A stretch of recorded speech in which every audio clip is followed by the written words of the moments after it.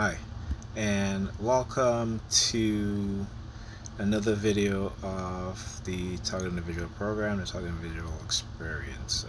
I forgot to add this onto the video that I just uploaded. This probably will be uploaded before that video because it's a pretty big video, and this is going to be short. So yesterday I received this message from Pam.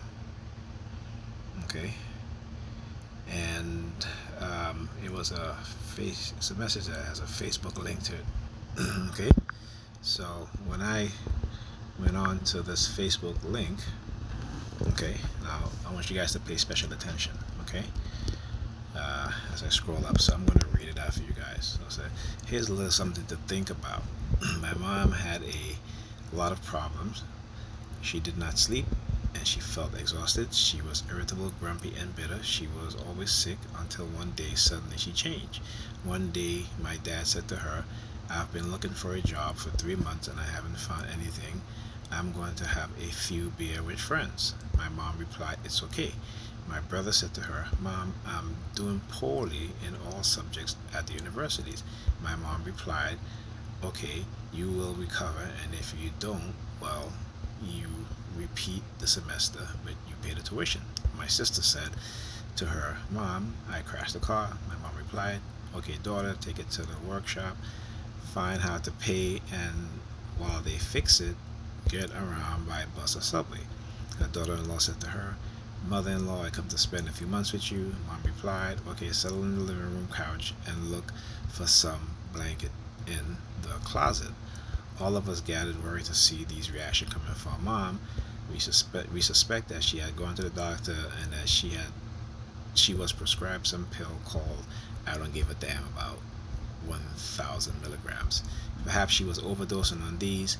We then proposed to do an intervention to my mother to remove her from any possible addiction she had towards some anti-tantrum medication. But what was not the surprise when we all gathered around her and my mom explained, "It took me a long time to realize that each person is responsible for their life. It took me years to discover that my anguish, my mortification, my depression, my uh, courage, my insomnia, and my stress did not solve their problem but aggravated mine. I am not responsible for the actions of others, but I am responsible for the action I express to that. Therefore, I come to the conclusion that my duty to myself is to remain calm and let each one solve what corresponds to them.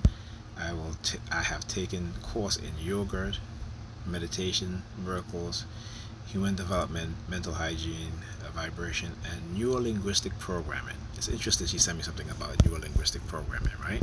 And then I guess he's trying to say that this is her, this woman is her, but obviously this woman is very old. She has adult children. Our kids are 12 and 7. Okay? Right? And on top of that, she acts like as if we're a couple. Why? She always send me stuff like this. She's the one that said to me, "Hey, I don't want to be in this relationship anymore. I want to try to be a single mom by myself. I want to date other people and all this other stuff. Because she had a new job now, so she didn't need me anymore." And again, like when I told her, I'm a TI from the get-go. What did she do? She didn't take what I said into consideration. She totally ignored me. So how could she even send me some shit like this? I mean, it's like sometimes I have to shake my head. I'm like, something like, what the hell is she? But again, with malignant narcissism, this is how people think, right? This stuff doesn't even apply to her, except for the fact that she just wants to come home and sleep and not be bothered and just sleep all day. And then when her friends call her, "Oh, let's go hang out," all of a sudden she gets the energy, right? Or her ex call her, "Hey, come over," this and that, and all that, right? I mean, it's like ridiculous. This woman, she's telling me, "Oh, you're too aggressive." I'm not aggressive. I've never been an aggressive person.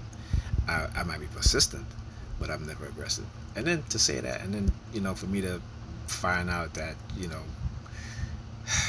let me tell you, it's like the type of shit that I read that she wrote to her ex, and what he did to her, that's aggressive. Okay, I am nowhere like that. But yet she calls me aggressive. I may be persistent, just as how she is persistent with me. There have been times when I didn't want to have sex, and I want to sleep, and she keeps bothering me. Oh, come on, I'm like, no, I'm good.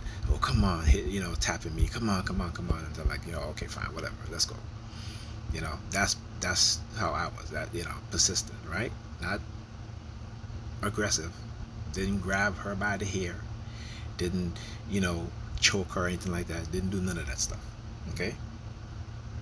Right. So again, it really kills me when I get stuff like this from her, because it's like, but again, she says that she's an empath, and the funny thing is that I'm more empathetic to her than and she's not empathetic to me at all. Whatever she does for me is because she's getting something out of it, right? When I do something for her, it's not because I get something out of it or want something out of it. I don't. I do it because of love and from the goodness of my heart. That's how I've been taught. My mother taught me that. Okay, so like I said, and then she sent me stuff like this, and I'm just like, why are you sending me things like this? We're not in a relationship, so this doesn't even pertain to us. Why are you sending me this? So I was like, so I said to her, is this how you feel? And she was like, well, I can relate. I'm like, how can you relate? How can you relate? you know, but again, you know, and for the past couple of years, I've been trying to understand her personality.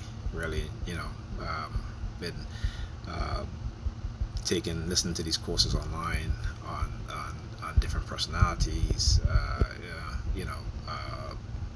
And so I kind of realized who she was, like her personality type.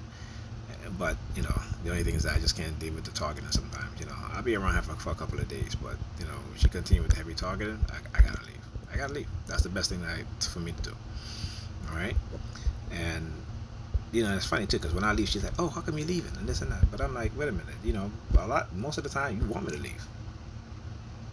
So why all of a sudden not? But anyway.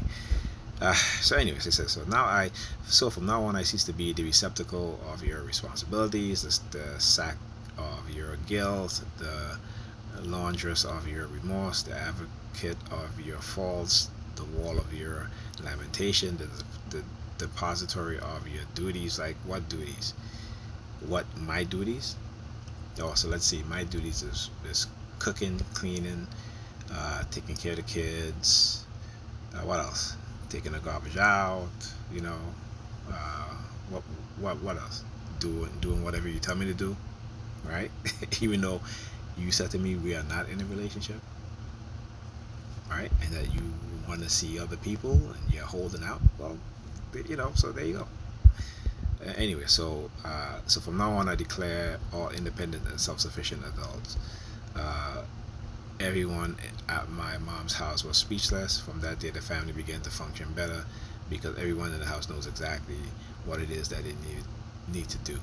For some of us, this is hard because we've grown up being the caregiver, feeling responsible for others. Okay, caregiver. Let's see. She's the caregiver? No. When I fix her sink, my back was out. Did she give me a massage? Did she say, hey, let me rub you down with some Bengay or some no. Let's see. Every I bought her pain medication, pain creams, all this other stuff, right? You rub her down when she comes from work, massage her feet, give her full body massage, at night before she goes to bed, make her tea, and to the point she's calling me, Nigel, can you come take my cup for me? Don't want to get out of bed, this and that. Who's the caregiver? Who? Like, seriously? Sometimes I really gotta wonder, wonder. Like, for instance, my daughter sprained her wrist Wednesday night. Okay, when I got there Thursday night, my daughter was complaining her wrist hurt. Her wrist was swollen really, really bad. So it's been 24 hours. So I said to Pam, hey, Alyssa sprained her wrist. Do you have any bandages? I don't know where they're at. They're somewhere, this and that. I said, but Pamela, did you see her wrist? You know, like literally, she could barely raise her wrist. Oh, that's just Alyssa. You know, she's fooling around. I said, but it doesn't matter. The fact is that your daughter is hurt. You could look. I said to her, you are a nurse. Okay? Your child has a sprained wrist. Her wrists are swollen. She could barely move it. And not once did you ever think to wrap her to bandage her wrist. You know? So finally, I said to her, I said, Pamela, you know what? I said, you do some fucked up shit sometimes. I said, I love you, but oh, I am already. I am not gonna let you get away with this shit. I said, that is your child, that is your daughter. Okay? You could pause that video, watch it, and go take care of your daughter. Okay? She's like, well, it's 24 hours already and this and that. I said, so what? So what? This is what I have to deal with. Okay?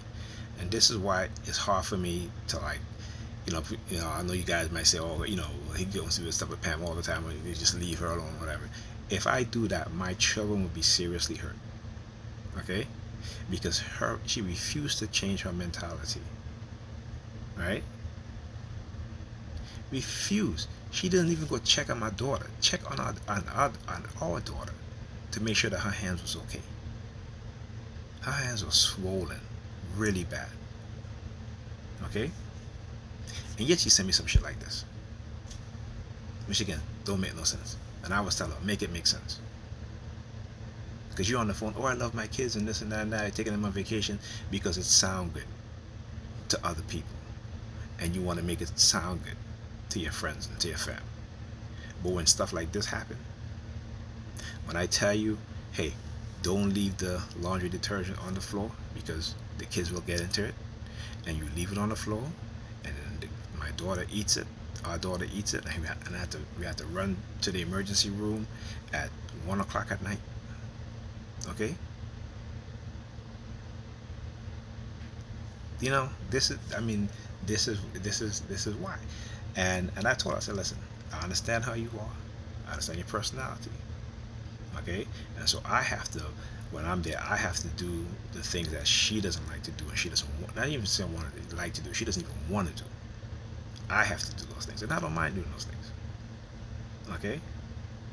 When I was young, I took care of my nieces, my nephews. Okay? And I was a child myself. My brother and I. Okay? So, taking care of kids, doing housework, all that stuff doesn't bother me at all.